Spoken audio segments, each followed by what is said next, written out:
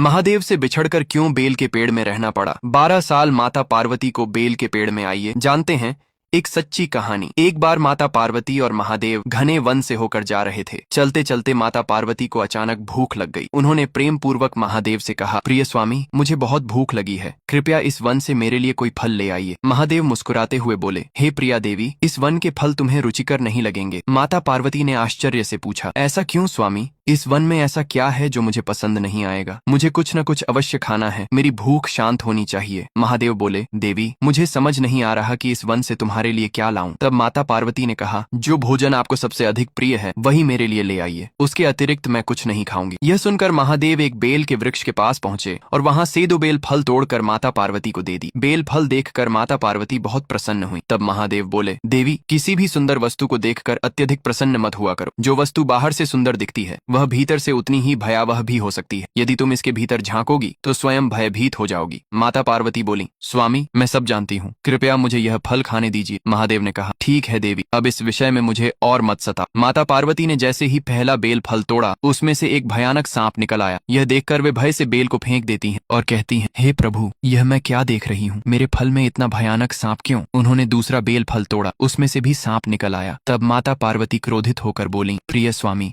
मैं जानती हूँ आप अत्यंत शक्तिशाली हैं, परंतु भूखे व्यक्ति के साथ इस प्रकार का मजाक करना उचित नहीं है। महादेव शांत स्वर में बोले, हे देवी, यह सब मैंने नहीं किया, यह तुम्हारे प्रिय पुत्र गणेश का किया हुआ है। माता पार्वती ने आश्चर्य से कहा, परंतु गणेश तो मेरे साथ नहीं है, उन्होंने ऐसा कब किया? तब महादेव बोले, देवी, यह बेल का वृक्ष पहले फल नहीं देता था। इसने एक बार तुम्हारे पुत्र गणेश से वरदान मांगा था कि यदि इसमें बेल फल लगे तो यह उनके लिए व्रत करेगा, परंतु इसने अपना व्रत पूरा नहीं किया। इस कारण क्रोधित होकर गणेश ने से सांप बना दिया। यह सुनकर माता पार्वती बोली, स्वामी, मैं अपने पुत्र गणेश के लिए व्रत करूंगी ताकि यह वृक्ष अपने शाप से मुक्त हो जाए। महादेव जोर से हंसते हुए बोले, हे देवी, केवल व्रत करने से यह शाप मुक्त नहीं होगा। इसके लिए तुम्हें 12 वर्षों तक इसी वृक्ष में वास करना होगा और इस दौरान तुम्हें इसके पत्तों के अतिरिक्त कुछ भी नहीं खाना होगा। माता पार्वती ने दृढ़ स्वर में कहा, मुझे यह स्वीकार है। तब महादेव भावुक होकर बोले, देवी, तुम्हारे अतिरिक्त इस धरती पर कोई भी यह तपस्या नहीं कर सकता। तुम स्वयं आदि शक्ति माँ दुर्गा हो। तुम समस्त जगत के दुख और कष्ट अपने ऊपर लेकर उनका आर्ण चुकाती हो। यह कहकर माता पार्वती उस वृक्ष में समा गईं। महादेव उस वृक्ष के नीचे बैठकर तपस्या करने लगे और करुण स्वर में बोले, मेरी अगली कथा देखने के लिए लाइक और सब्सक्राइब करें।